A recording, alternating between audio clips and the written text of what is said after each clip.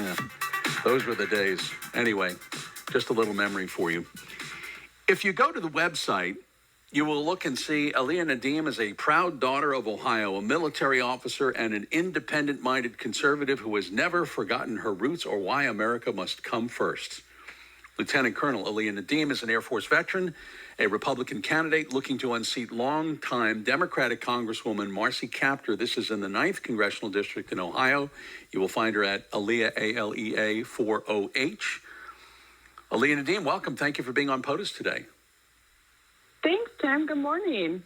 So why politics? You've obviously served in the military, and thank you for that, but why get into the world of politics? Oh, I don't know, because I feel a little kooky doing it, right? You know, this is what happened. I ended up coming home. My family all lives in Toledo, Ohio. You know, I come home on military leave one day, and I'm with my niece in downtown Toledo looking at some of the Christmas lights. And we go into a gas station to use, my niece goes to use the restroom.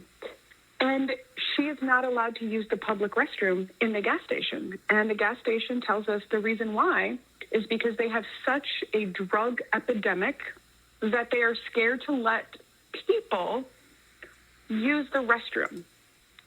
And I said, excuse me, I'm sorry, my 15-year-old niece has to use the restroom. They said, we're sorry, she can't use it. So I get into this sort of like, well, you know, what are we going to do here? And so they just said crime was so bad that they've closed their public restrooms. So that was sort of my first clue of, I've been out defending the country, doing other things, but what has happened to my own hometown? And then one of my last assignments as a military officer was actually as a military legislative liaison in D.C. So I worked on the appropriations, budgets committees.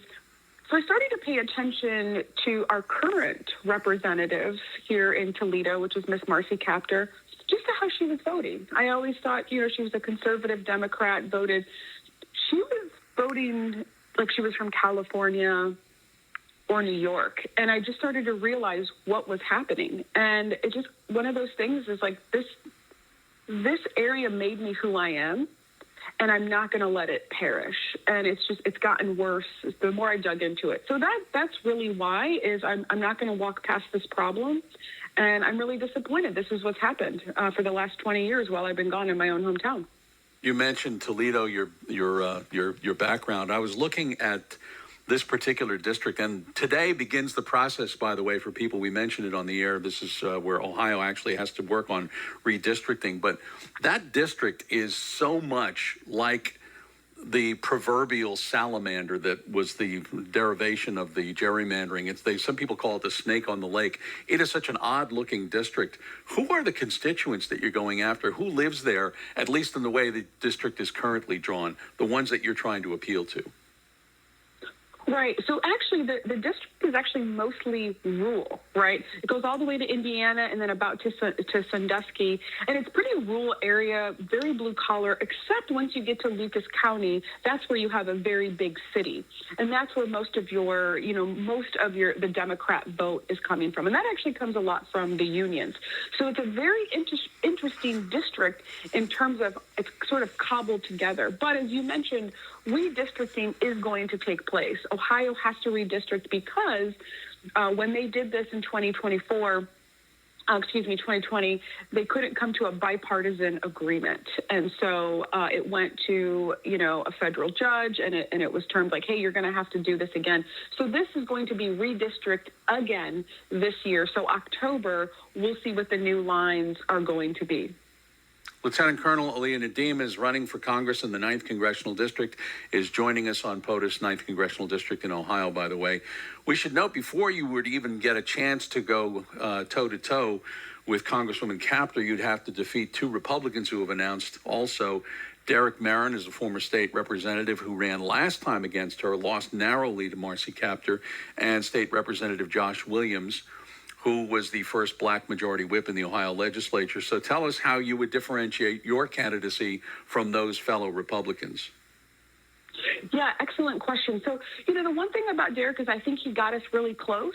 You got to give him credit for that. However, if you think about it, he had the president's endorsement. He had, the National Republican Committee, helping him, and he still couldn't get it over. And because that, there was an independent who actually took a lot of votes because he wasn't appealing to some of the Republicans. So I just don't think he can beat Marcy Kaptur.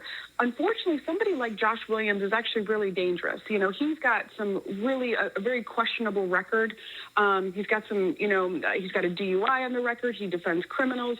And the problem with that is, while I personally don't care, he is not going to be able to beat Marcy Kaptur with that record. Marcy Kaptur is a really tough representative to beat. I mean, she's held on to her seat for 42 years for a reason. So you have to have a quality candidate. And honestly, you need an outsider. You're seeing people who are successful. Think about, President Trump himself. He's an outsider. You look at Senator Marino from the Ohio, an outsider. You look at Vivek, an outsider. J.D. Vance, an outsider. People are tired of career politicians. They want to see new people come in and actually get stuff done. So I think I have a very, very good chance to go head-to-head with Marcy Kaptur. How do you line up with President Trump on some of the things he's been doing, and how much do you say that you would support what President Trump is doing, and would you like to have his endorsement? Yeah, I think, listen, the game has changed. The president's endorsement now, that's sort of a nod to go forward with your Republican base. So whether we like it or not, yeah, there is a Trump endorsement that's needed to go forward.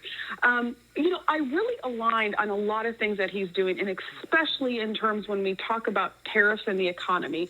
So let me just talk about Toledo a little bit, Lucas County, in this district. It's a very blue-collar union district.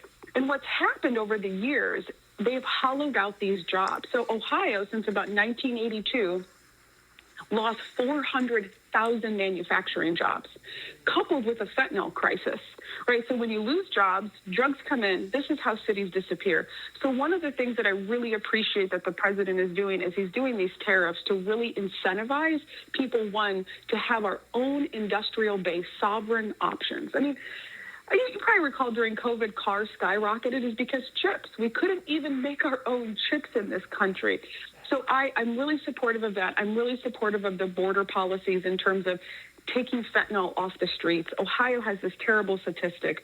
We're number 7 in the United States of overdoses, and about 80% is related to fentanyl. So I'm very supportive of what he's doing. And he's trying to bring Wall Street and Main Street on the same page. The American worker is at the front stage for this administration. Republicans right now are being asked to defend the One Big Beautiful Act. How would you stand on that if you were out on the campaign trail right now against Marcy Kaptur, assuming you got the nomination? I am supportive of it. I think there was a lot of goodness in it for the American worker, right, for taxes. Do I like the deficit? No, I don't. And I do think we have 3 more years to get after it. I think the president knows that. The one thing I want to touch on is, and I really don't like this narrative about the Medicaid and Medicare, how people are saying, and Ms. Kaptur's been talking about it, how people are going to lose their health care. It is really going after the fraud. If you dig into the bill, it's going after that. Listen, I was a special agent before, and I did fraud. I looked at it. I'm telling you, there is fraud in a lot of these programs. And not only is it going after the fraud, but this administration is actually going after those insurance companies who inappropriately billed for so many times. And so this is going after people, not grandma and grandpa who were on it, but the people who are using it but then working under the table, or they're able-bodied. And I think that's a good thing, because why should the taxpayers have to pay that? So that's one thing I want to get out there. It's kind of a scare tactic that I don't like. We do appreciate your time. We hope you are safe on the campaign trail. We wish you the best of luck, and thanks for joining us on POTUS. Thank you. Appreciate you. Alea Nadim, Lieutenant Colonel, Air Force veteran, Republican candidate looking to unseat longtime Democratic Congresswoman Marcy Kaptur in the 9th Congressional District in Ohio. You will find her at Alea, ALEA 4OH, Alea 4OH.